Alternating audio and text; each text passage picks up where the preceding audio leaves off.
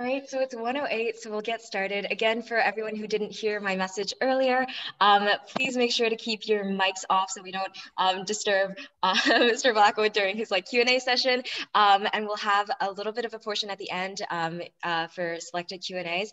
Also, if you have any comments or questions, put them in the chat and we'll be monitoring that the entire time. And I'll hand it off to Madison, who's the co-chair of the masterclasses for Y Fashion House.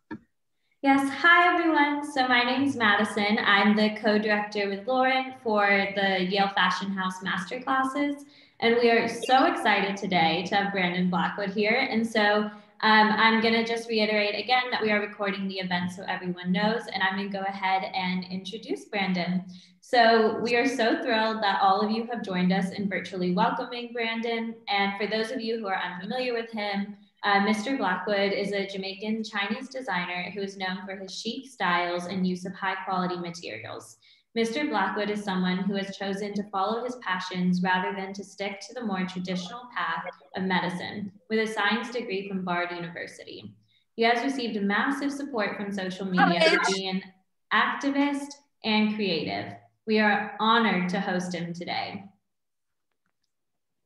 Alrighty, so we have gathered some questions around from Y Fashion House and BSAY, and so if it's all right with you, we'll just jump right into it. So the first question that we received was, since you spent most of your childhood traveling to and from New York and Tokyo, how did your upbringing influence / shape your work and outlooks as a fashion designer and activist?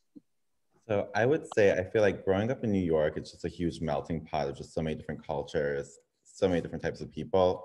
I think you can't escape it almost. And because of your surrounding, you kind of end up even subconsciously just pulling from all these different peoples and experiences, and it becomes kind of ingrained in all of the work. So I feel like with me growing up in New York really just kind of opened my eyes to just knowing so much about so many different types of people that I always kind of kept that within my work and kept that I don't know, that was always a part of it. And then with Tokyo, I feel like, I mean, I love New York. I feel like everyone calls New York the fashion capital, but Tokyo I always felt was always a couple years ahead.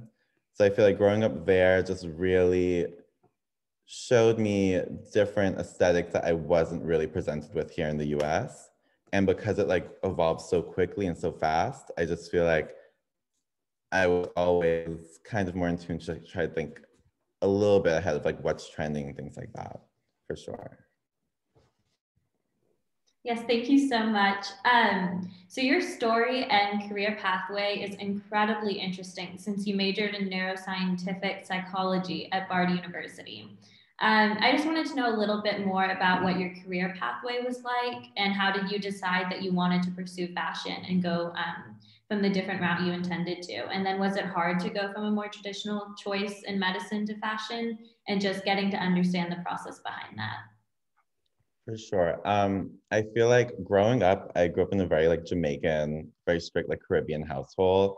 It was always doctor, lawyer, no other job existed. You know, you can't be successful any other way. And, you know, I used to resent it so much, but I feel like being first gen coming, my whole family coming from Jamaica, that's what the idea was there. And they kind of just try to put it onto me. And I feel like it became a thing where I just followed the rules, you know? So my whole life I loved fashion, but I kind of almost say unfortunately, I was pretty good at science. So I was okay, well, this works. I can ace the stuff, I can make it happen. So I kind of spent my whole life just following that path. Once I got to Bard and was doing neuroscience, it became different because now before science was a thing where I love just interacting with, engaging with, learning on my own time. But once I was kind of forced to study it and you know, test all the time, do things like that, I kind of really started pulling back.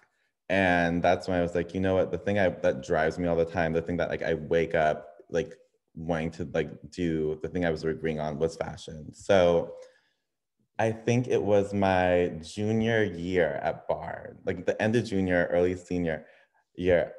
I realized I had taken enough American studies classes to major in American studies accidentally. So I spoke with my advisor at the time, Donna Grover, who's like the best. And she basically was like, yeah, do it. So we basically created a major while doing neuroscience, which was American Studies, like focusing on fashion. So it kind of got a little messy because I didn't tell my parents because I just like didn't want to deal with my family. Like, you know, I didn't want to hear anyone. So fast forward to graduation, you know, my last name's Blackwood. So, you know, I'm going to walk across the stage like pretty early. So they're calling the names and everything. I said, just called your name, handed you your diploma, and then, you know, that's it. Bard called your name and then your senior project. And my senior project had switched over to like 140 page, like I guess, thesis on Dan von Furstenberg and the wrap dress, and none of my family knew. So they call my name, and then sorry, I have the worst like potty mouth, and then like it may just slip out, like whatever. But basically, I'm looking over, and my whole family like got the perfect like kind of row of seats to see me like walk across the stage. And then they like call Brandon Blackwood with his senior project, like Dan von Furstenberg, feel like a woman, wear a dress. And I was like, oh. And then I feel like after that, basically I was like, there's no going back. You know, my family was like already like confused and like kind of upset. And after I graduated, I turned down this radiation therapy program that I got into. I worked at Crossroads Trading, which is like a Beacons College, just like buy, sell, reuse clothing.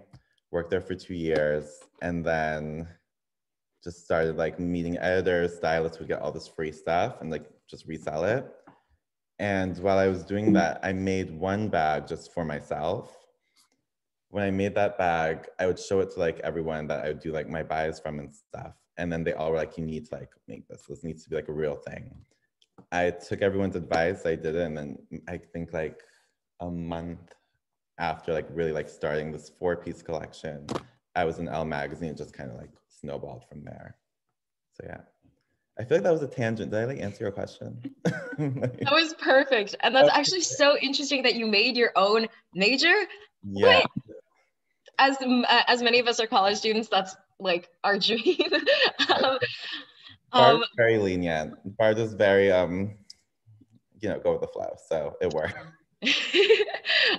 So I guess going on from that time period, before launching your first collection in the spring of like 2015, you traveled, or at least I read that you traveled for 2 years in search of like ethical materials and fair trade craftsmen. And what was that process like for you, and how do you incorporate those ethics into your work?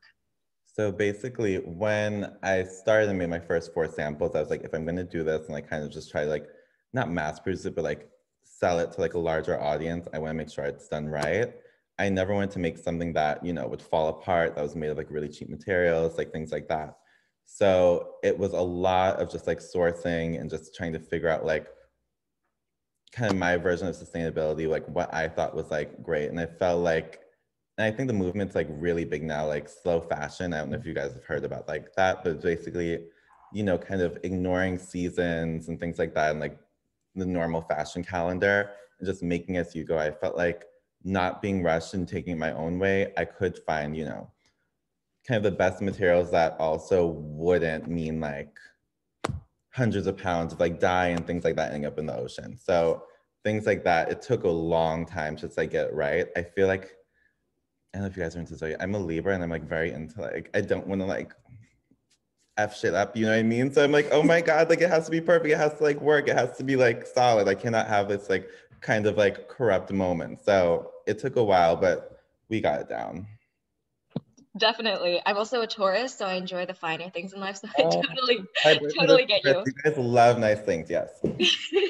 And in kind of going along with that question, what's your opinion on the current state of the fashion industry, especially with, I know a lot of brands are still considered fast fashion and are using not the most ethical slash eco-friendly ways of producing fashion or just maintaining their fashion brands.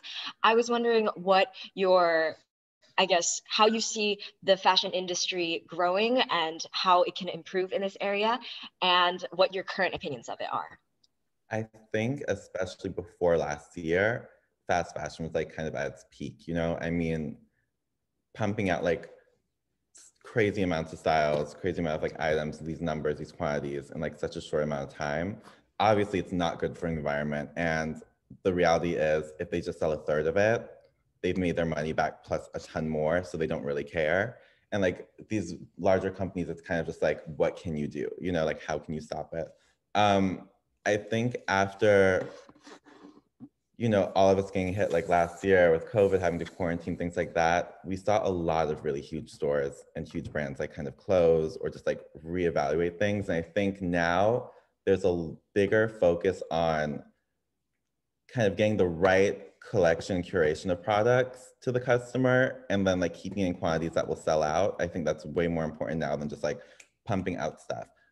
You can't sell, you know what I mean, 2,000 different like party dresses because no one's going out right now. So I feel like that has also really kind of helped. It's sad, but it took that to like make like the bigger like fashion brands and like especially the fast fashion brands kind of slow down, just say like, hey, we actually do waste a ton of money and a ton of resources. And I think overall, everyone's trying to like make these green initiatives and do better. There can always be more done. I feel like when it comes to our brand, my thing is we always keep like a set amount of stock always with whatever we stock. And it's luckily I've never had to have a sale or anything because we always make sure we sell out. And when we sell out, that means there's no waste. Every item I make ends up having a home.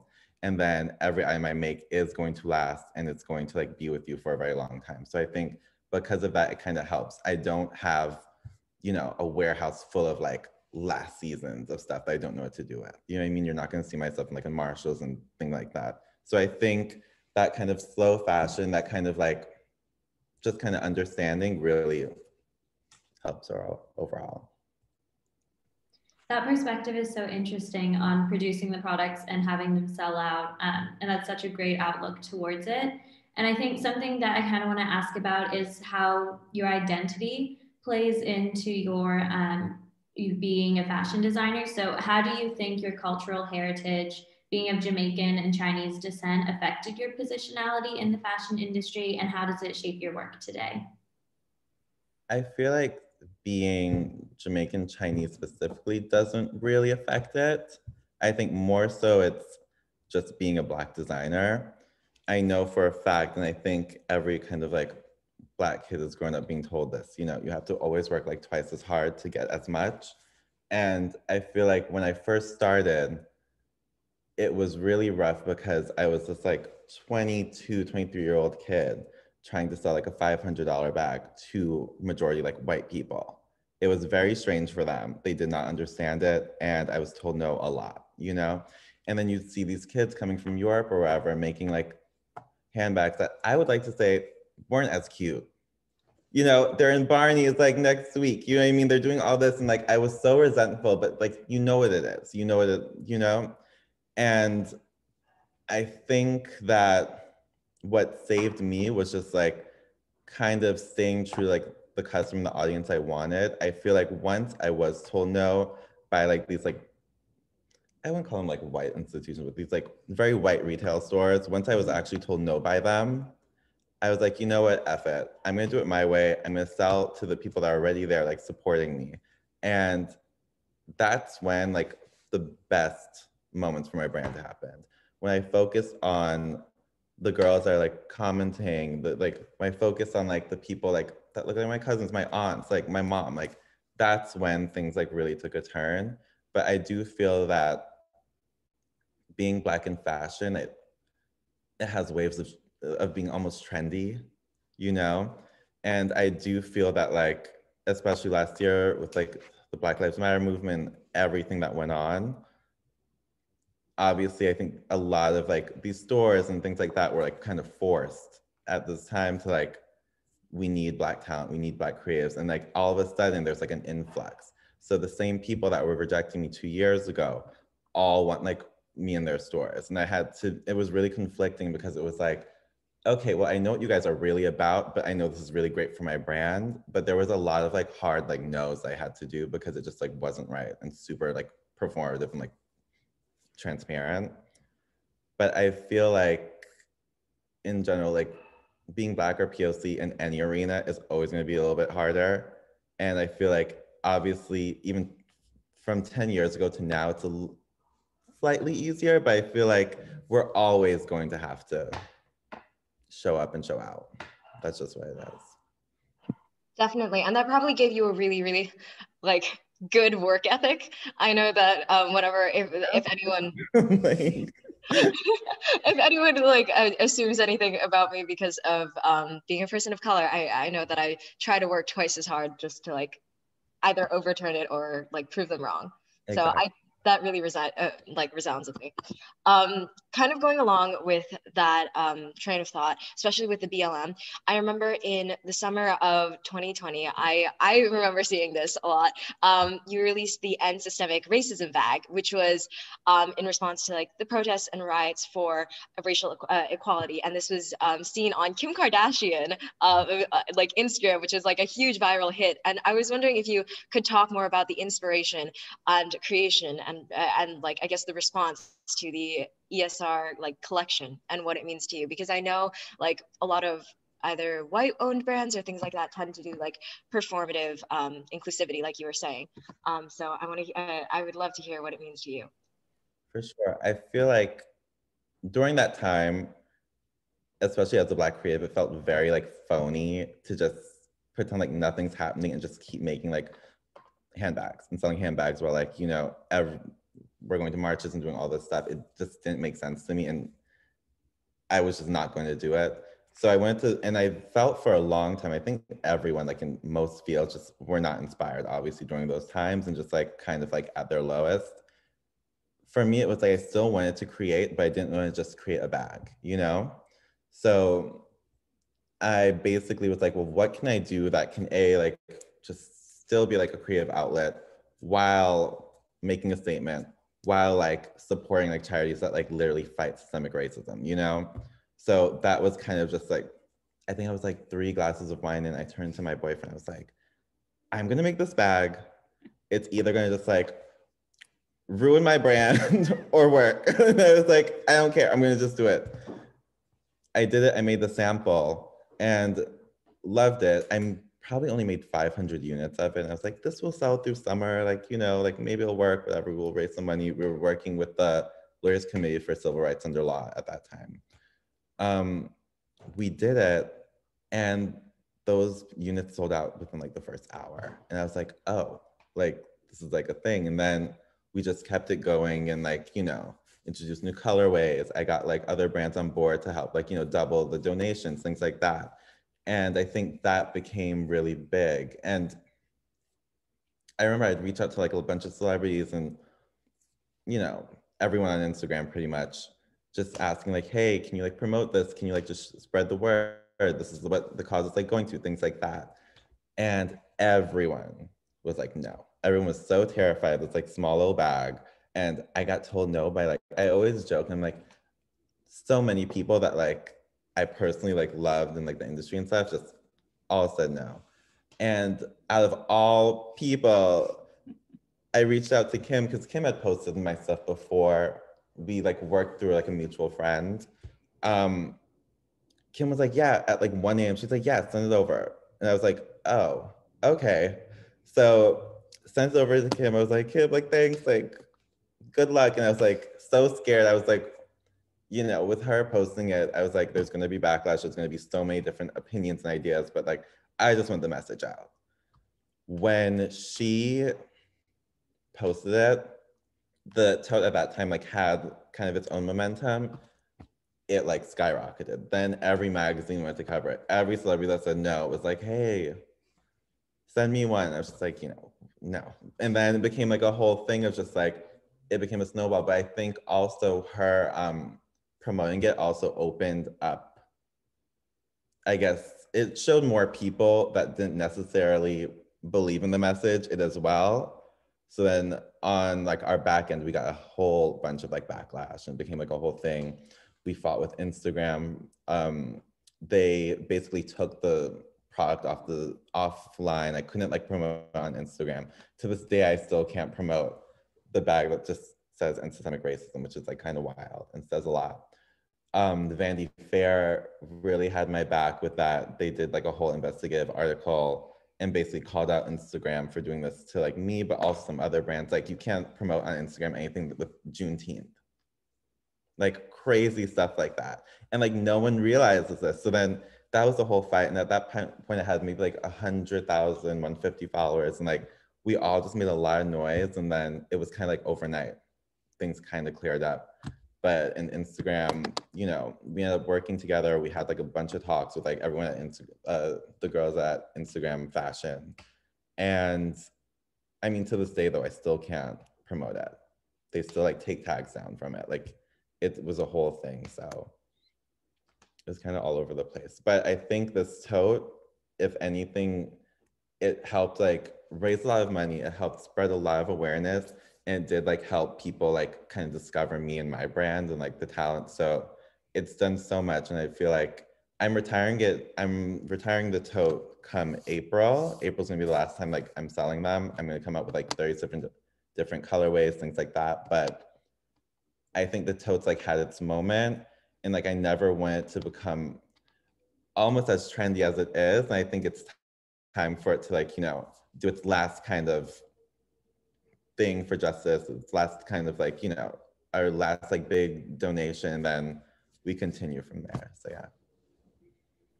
I mean, wow, you're truly an inspiration. And I think it's so important to know like when to stop the bag and really what it means to you. And I think hearing about, I didn't even know that Instagram didn't allow you to promote it. And I just think that says so much. And hearing about how a lot of creators didn't want to promote this small bag with such a powerful and big message just really makes me appreciate who you are and what you stand for as a designer. And so that's making me want to kind of know more about who do you design for and how do you stay true to your vision and yourself when creating your pieces. I mean, being 1,000% like transparent, if you go to my Instagram, you'll see it. My customer is predominantly like Black POC. And it's like, I would say the range is like from like 18 to like 35. That's like the strongest market.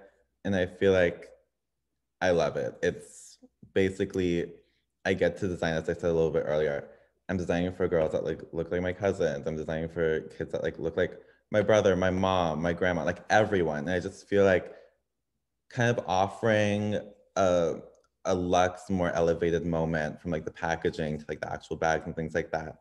I think offering that to people who aren't necessarily like, how do I articulate it? Like, they're not, you know, in these big fashion brands, they're not like the ideal customer. You know what I mean? They're not who they're trying to like target. You know what I mean?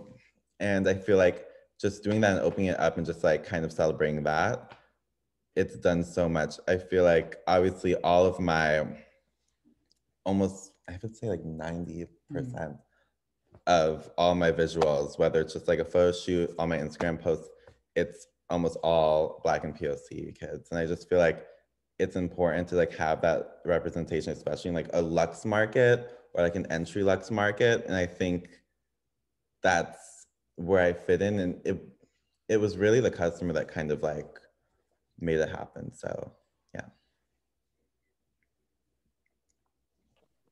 That's super cool. And like getting inspiration from family and things like that. I really appreciate that. We kind of covered this a little bit earlier, but I know there are a lot of could be aspiring fashion designers in the audience today. So I was wondering what your advice to those aspiring to be a part of like a largely non-inclusive fashion industry with a very narrow definition of like a status quo or beauty, what your advice to them would be, and how you think the fashion industry has been changing and could change more or improve more, in what areas? I would say if you're aspiring to like work in fashion, whether it's like editing, styling, being a designer, you have to just be completely confident in your abilities and like really kind of celebrate the things that you may be scared to show. I think that's what's really now it's going to like set people apart. You having access to your culture, your background, where you're from, those are like highlighted and those are like very special. And it sounds kind of cheesy, but like that's literally what makes whatever art you're trying to do like very special. And so I would say if you're Black in fashion, POC in fashion, just like know you're gonna have to put with some shit. and that's just natural, but just like keep going, don't give up. And then also understand like your customer, see who's supporting you, and that is who you make your like your work for. And it'll always be good. That is great advice. And I think after hearing about how you're moving on with new bags, you know when your collection should be ending and the momentum behind them, I guess I'm just excited to hear what's next in terms of your brand. Do you plan on expanding? How will the process be to expand to different products? And I think I was reading and saw you were interested in outerwear and candles, and just want to get a sense of where you're at now. So right now we're doing a lot of stuff for summer and fall. I want to expand. Obviously, bags will always be kind of just like my favorite. I feel like a bag is like the thing I'm most comfortable designing, but we are going into like candles. We're going to do some loungewear. We want to do some outerwear and maybe a shoe. I keep going back and forth because it's so hard to design a shoe. And I just didn't realize until we really started getting into it. I was like, damn, like this, and it can't be whack, you know what I mean? So it's just like having to like deal with all that. I do want to expand the brand and like, I don't want to say lifestyle, but I want it to be something that is all my favorite things I love to wear being available to like the audience that really loves like, you know, the handbags. So that's what's coming up. And then I'm gonna start school to be an esthetician because I want to get into skincare. That'll be a whole nother line. So I've always loved skincare. That was like my main thing, like growing up. Like I have a personal Instagram that's like separate from the brand, and it's all just me and like face masks trying different things, like all these different creams and stuff. And like all my friends, like literally I send them like, I have like pre-made like lists and like regimens and stuff. So I was like, well, if I love it so much, I think I'm gonna jump into that. But that won't be for like a year and a half. So we'll see. That would be so, so cool. I'm a huge skincare junkie as well. I would love to see like a skincare podcast or YouTube channel for you. Just recommendations. So I know, I would love that. That would be so, so much fun. But with social media like YouTube and things like that, but I was thinking, since you discussed some of the difficulties of being a person of color creator in on social media platforms, especially with the Instagram shutting your anti-systemic racism like campaigns down, that was so, I had no idea. That's horrible. Can you tell us how like these platforms have either influenced you or inspired you as a designer, or how you I guess market towards these platforms, because we are in such a digital age? And do you see these platforms as as integral to your brand's like recent success, or I guess along those lines? I would say definitely, like any brand now has to have some type of like kind of strong social media like presence. Instagram, Twitter have like literally built this brand just because one post can travel and circulate so much. So, you know, I can never take that away.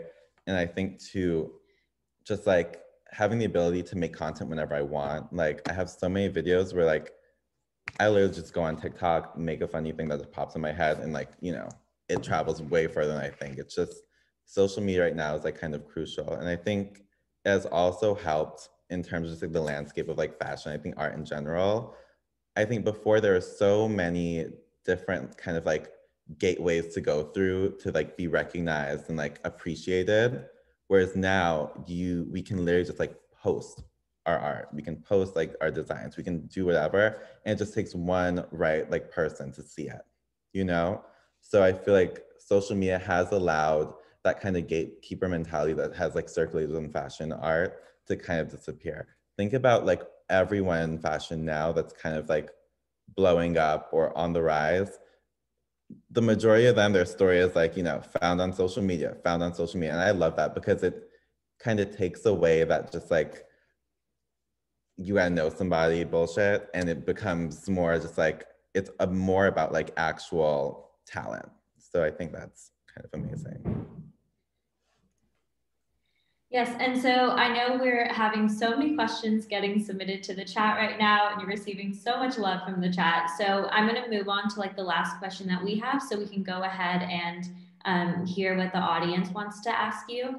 So this is something that I'm super excited to ask, but it's well known that your pieces sell out because they're high quality, have incredible messages, and are unique. And so I want to know how we can show you the most support, either through sales, awareness, and when will the next restock be, and when can we expect new pieces? We're definitely very excited for that. So awesome. I mean, like, I'm always open. I love like all the support we have been getting. I feel like, you know, just following on Instagram, doing as much as like liking, sharing, like that does so much for us because like, it keeps our momentum going.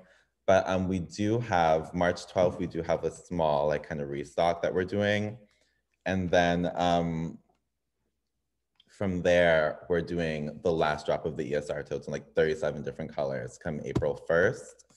And then after that, we have like a whole thing. And then after that, we do a big launch of like everything we've made. And then in May, we're gonna have like maybe our largest campaign we've ever done, like working with like some of my like dream people. And that'll be like around May 10th. That's gonna be like insane. So yeah. Oh, and tell your friends about the brand. Like, those dates are totally going in the calendar. We're ready. So now we're gonna open it up to the audience a little bit more. We have a bunch of questions in the chat, so we're just gonna go in order of everyone who's like sent things. So I think the first one that I see in the chat is by Ale. So Ale, if you want to unmute yourself and ask Mr. Blackwood your question, go for it. Ale. Yeah, awesome. Okay, so to begin, I'm so inspired by your commitment to your authentic self. It's really, really awesome. Love to see it. And coming out of this meeting has just given me so many ideas. So I'm very thankful. But I guess just kind of a technical question maybe. How do you feel about made to order at a mass scale? Because it's kind of tough. I feel like we have to like work on the consumer's mindset because we definitely need like some sort of quick satisfaction nowadays. So how do you think that'll work, I guess, in the future? That's actually really interesting. A lot of my stuff, I used to do some outerwear that was made to order. And I feel like as your brand grows, it gets really difficult to like track all of it. So I would say what worked for me was doing my made to order in batches. So, you know, you have like from January 1st to 15th, let everyone do their special orders. And then, you know, March, it'll all be delivered, group it up. You cannot take a special order, especially if you're in volume, and like have every single one, like it's going to be too much. So group up everything. And I think that's the best way to make your customers happy and make you happier. Awesome, thank you, appreciate it. And then we have another question in the chat from Elise Robinson. If you want to go ahead and unmute yourself and ask your question. Hi, Brandon. It's been great like hearing this talk and everything. My name is Elise, and I was just curious if you could like, if there were any routines or like practices or books or just any like materials that like you had that motivated you when you first were making that jump from like making your own bag, like just for personal use, and then deciding to like make your brand out of it. So I guess it sounds horrible since like a talk with a university. I'm like, it wasn't necessarily books, but it was more so, I like watched every documentary I could on like designers I loved, learn about every designer's story. You'll begin to see like a lot of similarities and then kind of just like intertwine what you like see and pick up into like your own kind of like method and your own kind of rhythm. And it kind of like goes from there and works from there. I feel like I love Marc Jacobs and just seeing his whole story. I kind of like small little things that he would do, I was trying to like emulate and like do and kind of figure out in terms of like getting my first stockists, like my first stores and things like that. And sometimes it works. So I think it was more so just like really observing and learning about like every and anyone in like the field that you're in. Thank you. Yeah, of course. Definitely. We're very, I guess we're very academic people at Yale. We love reading books. I'm going to pass it to, I'm so sorry if I say your name wrong, CAMILLE. If you want to unmute yourself and ask your question. Oh, I know CAMILLE. Oh, okay. Hey, Brandon, what's up? Hi, Kamal. Thank you so much. I'm so glad. I'm happy to be in class today. Thanks for having us. I was just floored when I heard about Instagram not allowing you to promote your bag. Also, the Juneteenth was another bit of tea that I didn't hear about. Yeah. Like, was any concession made or any type of reasoning behind it? Like, I'm just curious. So their reasoning was very technical. It wasn't, they can't outwardly say, hey, you're gonna upset racists, So Wow. during these times, it's like, we don't wanna have anything that's really triggering. We're really like, we wanna keep Instagram just like very complacent. And my whole thing was, well, if you're not fighting to end systemic racism, then you're on the other, like, then what else, you know what I mean? What are you doing? So it was like, who are you trying to protect and make feel comfortable on your platform? So that was definitely like a very wild little moment. And then the Juneteenth thing, I had this, when they did the Vanity Fair article, I found out about, I wish I remembered her name. She owns, I think it's a skincare line, and she did a Juneteenth promotion and Instagram shut that down. And I'm like, what's the difference from like a 4th of July or like Christmas or like any other holiday? You know what I mean?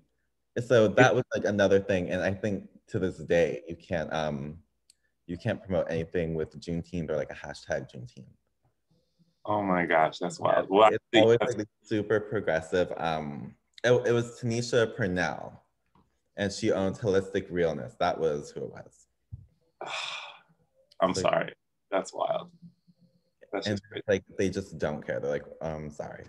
It was Well, ridiculous. thanks for answering my question. That's nonetheless, like, we love what you're doing. Thank you.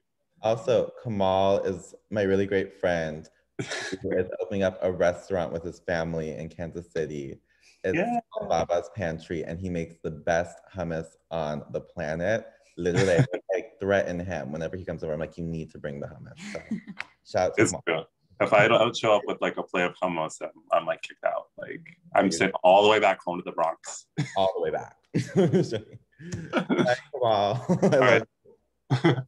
Okay, I love hummus, so thank you for the recommendation.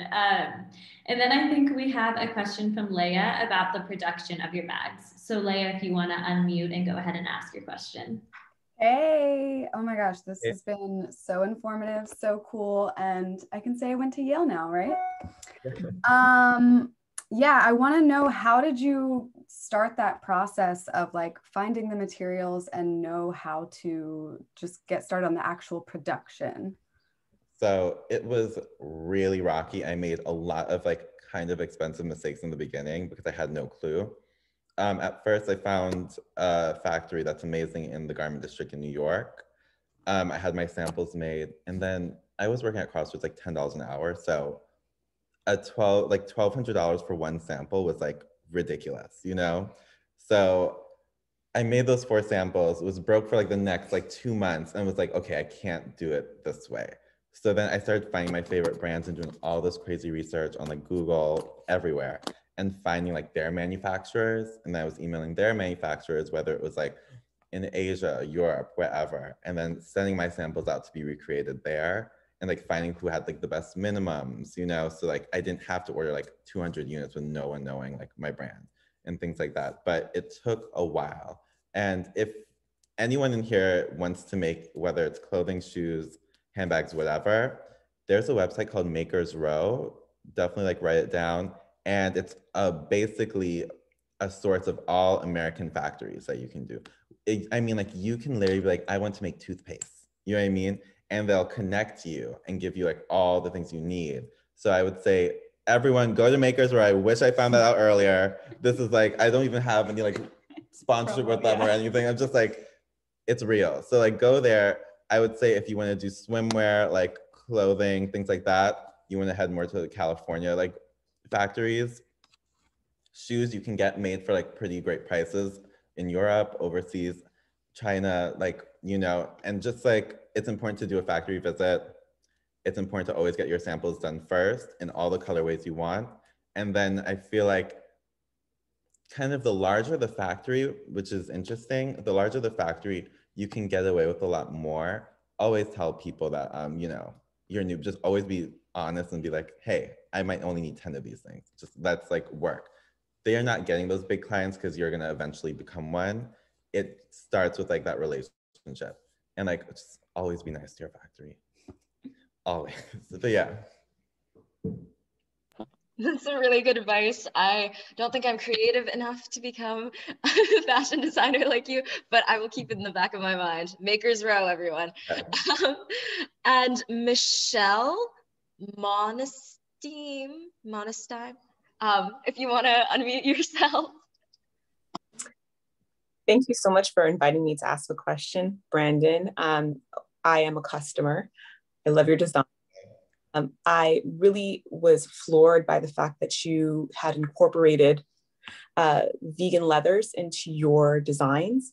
And I was wondering if you could speak a bit to what the difference is in incorporating vegan materials versus traditional materials, and if you have any intentions of continuing to include vegan materials in your line, if you're going to perhaps experiment with other materials such as Kenya-tex and the other in textiles that are coming out. Thank you so much. Yeah, for sure. So when I first started, I was like mostly just like, you know, leather, cowhide. And then I felt like as the customer base grew, I knew that I could hit a wider range of price points if I incorporated vegan leather. My only fear with vegan leather, and I think for a lot of people who aren't really like in the industry and like are like feeling and like knowing these fabrics, I used to think vegan leather equal cheap. I always used to think that. Then I felt, once I started getting introduced to it, I learned so much. I think it's called something PM. It's like PPM, or like every vegan leather has basically a wear count on it. So then your Stella McCartney's, you know, all those brands who are doing like really high-end vegan leather stuff, it's just as good as leather. It's not gonna wear and like peel, because I think a lot of people are used to that. It's not gonna have any of those like kind of side effects of buying a vegan product. And it has the same like strength and it has the same look. My grain leather that I use now, my vegan grain leather, it looks real, it feels real. Like if you put it next to a grain leather bag, you're not gonna know the difference, but it helps keep the price down, and it's obviously way more ethical. So I think with vegan leather, I will always continue to incorporate it into the brand. I think all my trunks, or the majority of them, will always be vegan leather. It holds shape really well. It looks really great, and it can kind of take a beating. But I do love, like, some leathers just can't be recreated, like some actual leathers, and I will like continue to use them. I know some people get upset and like they want my line to be like full vegan, things like that, but it's just like, you don't have the same look. So it's kind of going back and forth with that. But I know I really want to try what Michelle mentioned, Pinatex, which is like, it's a pineapple leather, which is really cool. And that, they came out like a couple years ago, and I felt it before, and I've seen it before. I really want to try that. And I know there's also an ocean leather that I can't find a supplier for it, because it's like, I would need like really large amounts of it, but it's leather that's made out of algae, like ocean algae. So it's like, there's so many materials out there that I want to like get my hands in. I just feel like for now, because we're kind of moving at like, not faster pace, but we have customers to make happy.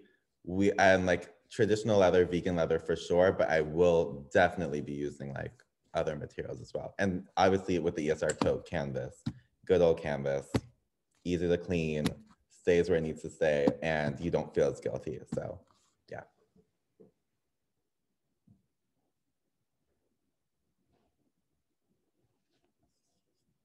All right, so we only have time for 2 more questions. No. So I'm like having so much fun. I know this is so much fun, but I don't want to.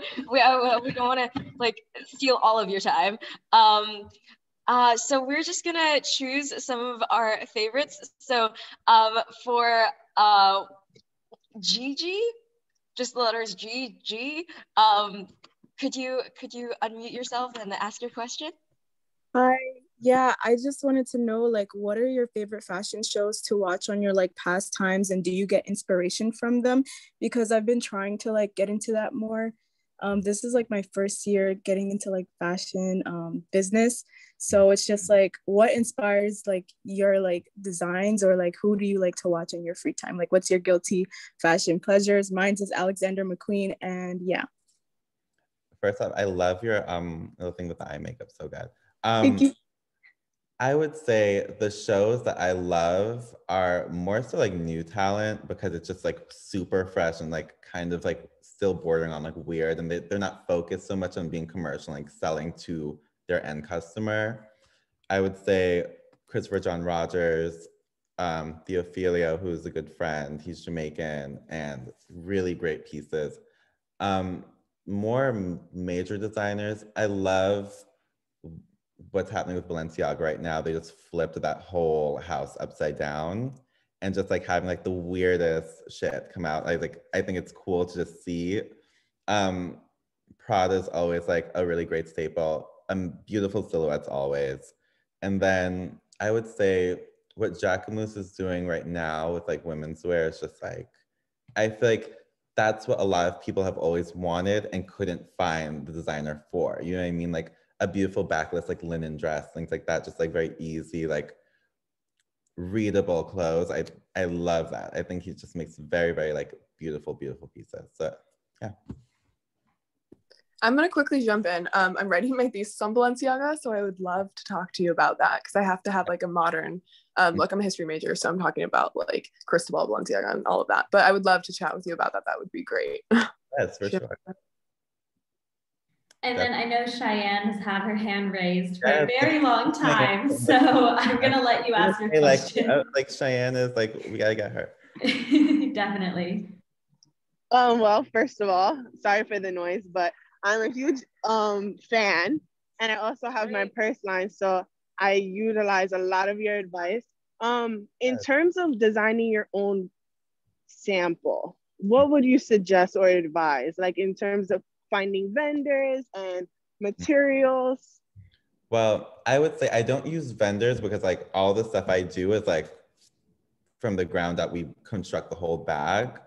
I would say if that's what you want to do more of, like just making your own pieces, a lot of sketching. Don't be afraid to take a reference image, you know what I mean? And just like keep building from there.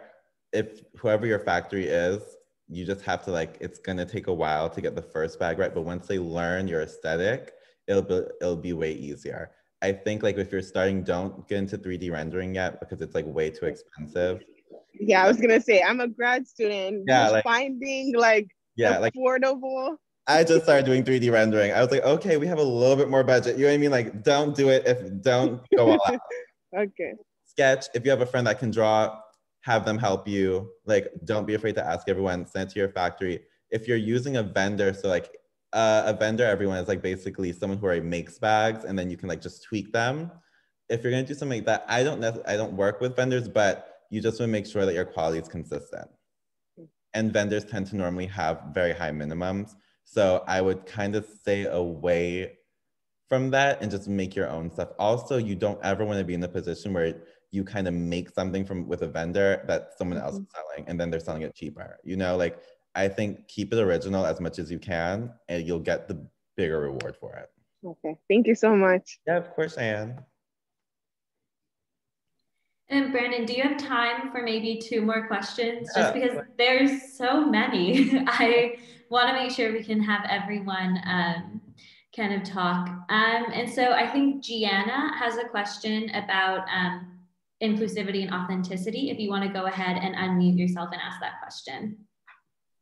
Hi, everyone. So I'm accidentally using my sister's Zoom, but like my question is like, how do we distinguish performative inclusivity with authentic inclusivity? Because like you were mentioning, like some of the retail stores that you were like trying to get into were not really accepting towards it until you became viral, basically. And so like I'm not gonna lie, I was like hoping like you would name drop, but I know that could be bad.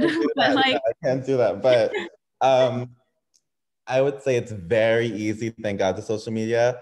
All you do is take your phone and scroll like 6 times down their Instagram and see if you still see Black people. As simple as that. It's like so simple. And then you want to see like what initiatives they're doing. If they have, you know, done an initiative or anything like that, make sure and check on their websites, check and see if they're still like, you know, keeping up with it. I know a lot of brands were like, okay, we're gonna hire like Black creatives to like write our blogs and write things like that. It happened for a month and then didn't continue, you know? So it's like, just keep making sure that you're always like kind of like checking in on them and holding them responsible. But it's very easy to spot, I feel like. Okay, aside from your brand, do you have like any like brands that you recommend that do help out other POC, or like anything that you recommend? I would say like, I don't have a specific one in mind right now, but and this is kind of like crazy to say, but I feel like supporting, I mean, there's Black Owned Everything, and that's by Zarina Akers. She's Beyonce's stylist. She started this website. She has been so supportive of the brand, really amazing. Check them out. Her website is basically a catalog of just all Black and POC designers. It's called Black Owned Everything. But also, just you supporting a Black business is like radical enough. You supporting a Black business and purchasing from a Black business is helping Black people. So like, if that's what you want to do, like, shop Black, you know, as much as you can. Okay, thank you. Yeah, of course. Okay, so Xavier, Marshall, I really love this question personally, so go ahead and unmute yourself. Hey, Brandon. Oh, how Lord. You doing? Hey, Xavier, how are you? I'm great. Xavier is a great friend who's in London now, and phenomenal photographer. You guys should check out his work. Xavier, say your IG. No, I'm not gonna self-promote. This is about you, Brandon. Well, his stuff is really good. He shot for the brand. He's amazing, amazing like artist and creative. Love you. But so Brandon, I had a question because I've been listening to this conversation. It's very engaging. And you know, you've been doing extremely well lately. So I just wanted to know where you see your longevity being, you know, how in 10 years or so, and how do you plan on getting there? I think right now and for the next like 3 years at least, it's really going to be, it's like kind of crucial that not only we like keep our audience, captivate our audience, and keep kind of like promoting and doing the right things to keep everyone engaged. But I think long term, it's like building the right team, continuing to have initiatives like the ESR totes, things like that, that are gonna like always kind of have that brand, the brand's initial kind of energy from when we got popular, and keeping that momentum through. I think once our customers, you know, understand like, oh, okay, he's serious, we love our stuff, and like nothing is really changing on like just the ground level, that's what's gonna keep the longevity alive. And then reinvention, of course. We're doing some crazy stuff in May, which you especially, you're gonna freak out when you see it. So it's just like keeping everyone on their toes and like keeping it real and just keeping it authentic. Thank you, Brandon. Of course, Xavier. All right, talk to you later. Yes, I'll like text you later. That's so funny. That's so funny. If I know Samuel just submitted a question, if you want to go ahead and ask it, and then I think after this we'll wrap up.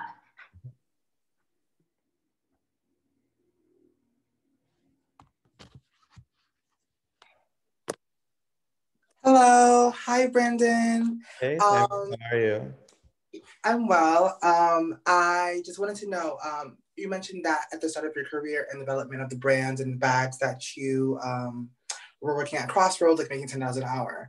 What is your advice to like, you know, creators and designers that are starting from like bottom up fiscally, like, you know, that don't really necessarily have like a financial foundation and support around them? Like what are like your, I guess, like what's like some money advice in regard to just like properly distributing your funds and still like staying afloat, essentially? For sure. I feel like that is like the biggest part of starting and maintaining a brand, especially in the beginning. I mean, the first 2 years, I went from like a couple thousand to like $0 because I had to fulfill, and like just freaking out and being scared. That's just inevitable unless you have a backer or like an investor. I was reaching out to family, you know, friends, anyone. You know, my mom, she never gave me my graduation present, my graduation. So one of my gift was basically, she helped fund like my first like little batch of stuff. And then like from Crossroads, my rule was, and my mom always taught me this rule, and it is kind of crazy because I was doing $10 an hour, paying like $8.50 rent in New York. Try to save 30% of wherever you get, put it away. Obviously, it's not going to work for everyone, but always have a number that you just put away. Goldman Sachs has these, they're like savings accounts that just like build. You throw it in there, you don't have a card or anything attached to it. A CD account? Huh? Is that a CD account? No, it's not a CD, it's a high yield savings. Like everyone open up a high yield savings, it's free with Goldman Sachs, and literally there's no card you can attach to it, no checks or anything. And like you literally have to go through hoops to like get your money. So it's just like doing things like that to just like save up. Also making goals, but like realistic goals. Cause I would say like, you know, I make this much an hour, so that means I make this much a month. So I'm gonna save like this exact number for the next 3 months. That's not realistic, you know? And then also, if it takes you a year to save up for your first samples, so be it. You know, like don't, because if you try to rush and jump into it, you're gonna get your sample and then have no money to like continue the process. So take your time, there's no rush at all. But it's my number one rule would be like 30%, just put it somewhere. Like any little money, if someone owes you like $20, they give you the $20, take 30% of that and just put it somewhere. Like any money that gets into your hand, just hide some of it. Got it. The name of the account, I think he said it was a Goldman Sachs high yield account. High yield savings. Okay. Thank you so much. Yeah, of course. Okay, so I think this is going to be it for questions. But Brandon, if you want to give any concluding statements or any kind of final thoughts, and then we'll go ahead and wrap up the event.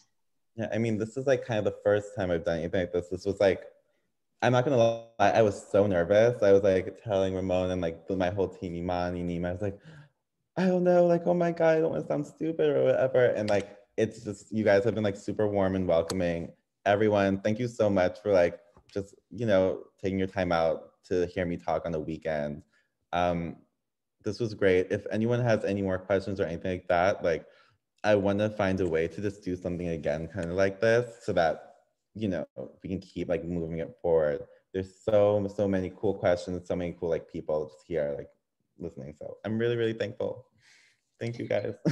I know, and I just wanted to say thank you so much. It is such an honor to have you here at YFH and speaking with Yale. It is, I didn't even think it was possible. I was freaking out once I got the email that it could have been a possibility. So I am just so grateful, and I appreciate your work and everything that you do so much. So thank you so much for taking the time to be here today. Absolutely. And thank you for letting us be your first like speaker. I'm like, oh my God, do you guys have an online store? I need a Yale sweatshirt now. I'm like, we have a lot of online merch. Just go to the Yale bookstore, like online. It's from Barnes and Noble. I'm literally about to get a Yale sweatshirt. I'm so excited. You're an honorary member. Mom, you heard that? So to everyone who's in the audience today as well, thank you so much for coming, and everyone who participated in asking questions, thank you so much. And to, of course, Brandon Blackwood, thank you so much for being our speaker today. Y'all have been amazing. Honor. Well, thank y'all. Bye. Okay, thank you. Bye.